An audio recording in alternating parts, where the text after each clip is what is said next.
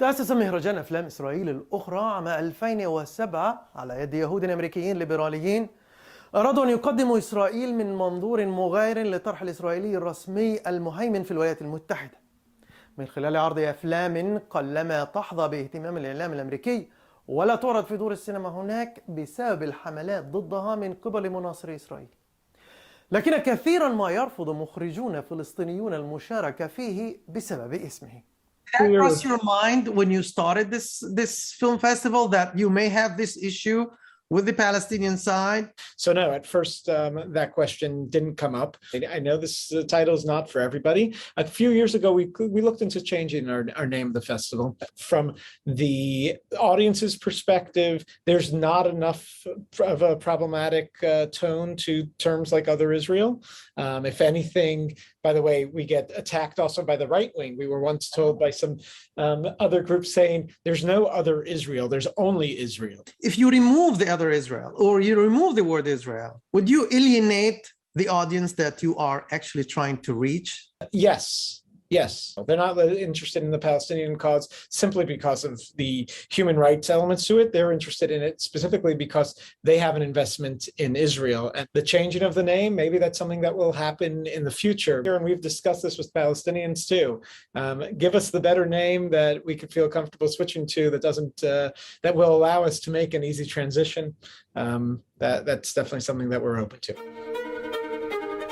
من ضمن أفلامه هذا العام ركبة عهد للإسرائيلي نداف لبيد، الذي يقدم إسرائيل كدولة فاسدة أخلاقياً وأدبياً وثقافياً من خلال طرح قصة مخرج يحاول أن يصنع فيلماً عن الناشطة الفلسطينية عهد التميمي. وفيلم أبي مغربي السنوات 54 الأولى دليل مختصر للاحتلال العسكري الذي يكشف عن بشاعة الاحتلال الإسرائيلي من خلال شهادات جنود شاركوا في تنفيذه. والفيلم الوثائقي Cancelled A Real War شلال، حيث تعثر فيه مخرجته على أرشيف السينما الفلسطينية في مخازن الجيش الإسرائيلي الذي يعتقد أنه سرقه بعد اجتياحه بيروت عام 1982. المواد لو إنه يعني مش بالفيلم تبعك بشوفهاش.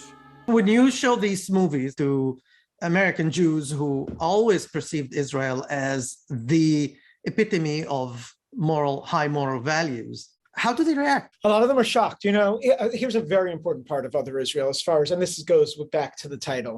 I am a big believer in being strategic as far as your audience. As I was saying before, you don't just want to preach to the choir. Let's bring in audiences that disagree. Believe me, I get a lot of hate mail for this festival. It's not that immediately they watch the film and they're like, oh, I've been wrong all these years. I think it's a process.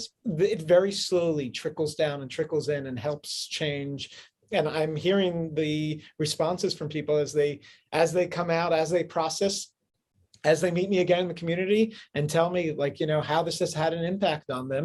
And people really start to re-examine what they thought about Israel and Palestinians. من المفارقات أن اتحاد الجمعيات اليهودية الأمريكية عارض بشدة قرار الكونغرس الصهيوني عام 1898 تأسيس الدولة اليهودية في فلسطين، وصرح أن أمريكا هي صهيوننا. لكن كثيرا من يهود أمريكا صاروا يتعاطفون مع الفكر الصهيوني بعد المحرقة خلال الحرب العالمية الثانية وتأسيس دولة إسرائيل عام 1948 في محيط عربي معادن. وعندما انتصرت إسرائيل على الجيوش العربية عام 1967 شعر اليهود أنها أعادت مجدهم، وتحولت إلى ديفيد الذي هزم جولياط العملاق، وصارت أكثر قدسية في أعينهم من التوراة. يدعمونها على كل المستويات، المادية والإعلامية والمعنوية والعسكرية، ويحطمون من ينتقدها، بينما يرسلون أبنائهم للتطوع في مستوطناتها الزراعية والخدمة في جيشها.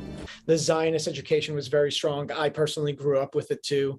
You don't get two sides, and a lot of people get their experiences about it. You go on a birthright trip, you're meeting soldiers. That's your only interaction. You're not sitting there meeting Palestinians. There is so much pride in the Israeli military. I see people who had come back from Israel, from a trip to Israel, and they wear these T-shirts that say, "Don't worry, America. The Israeli defense forces are behind you," or something like that. لكن تلك الرحلات إلى إسرائيل كشفت أيضاً عن جانب مظلم لها ولجيشها، وتحديداً التمييز العنصري ضد مواطنيها الفلسطينيين والاحتلال العسكري لفلسطينيي الضفة الغربية وغزة. ما دفع بعض اليهود الليبراليين إلى التشكيك في مثاليتها الأخلاقية التي كانت تروج لها في الولايات المتحدة. Even if the Israeli military thinks that they are the most ethical military in the world, it's still a military that's oppressing another people. I think that's something that American Jewry is slowly understanding and taking that side as a community that is somewhat liberal.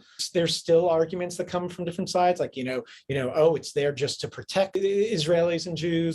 Oh, Israel needs to exist because we know it happened in Europe in the 1940s. Like, there's never an excuse for dehumanizing anyone. The way the Israeli military treats Palestinians, it is unacceptable, period. انتقاد إسرائيل كان يعتبر من المحرمات في الولايات المتحدة قبل 15 عام.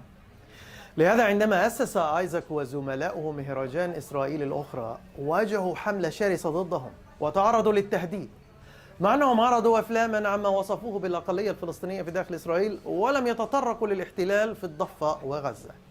And at first you had to be a little bit more we're referring to it as Arab citizens of Israel. So we don't have to be specific, and here's a term that won't upset anybody. The words Palestinian were words that would trigger a lot of the members of the community. Today, we flaunt it proudly in our mission statement. Today, the Jewish community is very much changing and much more accepting towards these terms and much more critical about Israel. فعلا في الأعوام الأخيرة صار يهود أمريكيون بارزون ينتقدون إسرائيل على الملأ، مثل المرشح الرئاسي بيرني ساندرز. But you cannot ignore the suffering of the Palestinian people. We have got to have a policy that reaches out to the Palestinians and the American. بينما استنكرت النجمة الهوليوودية ناتالي بورتمان قانون القومية اليهودية. It's racist and there's nothing else to say about that, and it's wrong. وسخر نجم آخر وهو سيث روغن من دراسته الصهيونية. I was fed a huge amount of lies about Israel my entire life. Yeah. They never tell you that. Oh, by the way, there were people there.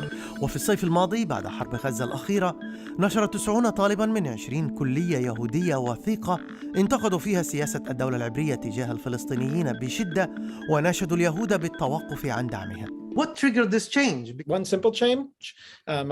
His name is Donald Trump. Israel somehow, under its leadership at the time, associated itself very closely with Donald Trump, and the American Jewish community, the progressive American Jewish community, was very much uncomfortable with this. I think there was something building there before, and I think that allowed that separation really to surface.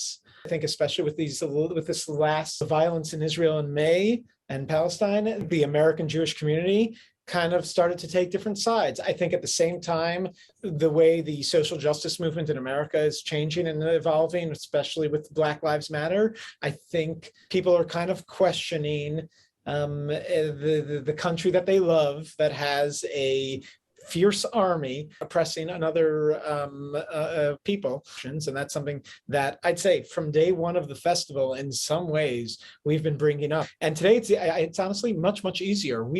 We've kind of become more mainstream in some ways, only because the mainstream, I think, has moved a little left to where we are. إذن مهرجان أفلام إسرائيل الأخرى بين المطرقة والسندان. من جهة يتهم مؤيدو إسرائيل بتشويه سمعتها، ومن جهة أخرى يعتبره الفلسطينيون إسرائيليا. بغض النظر عن هويته فهو منصة صغيرة مقارنة بالمنصات الضخمة مثل هوليوود والإعلام الأمريكي الذي ما زال يطرح الأحداث من المنظور الإسرائيلي الرسمي. حسام عاصي، BBC سينمارك.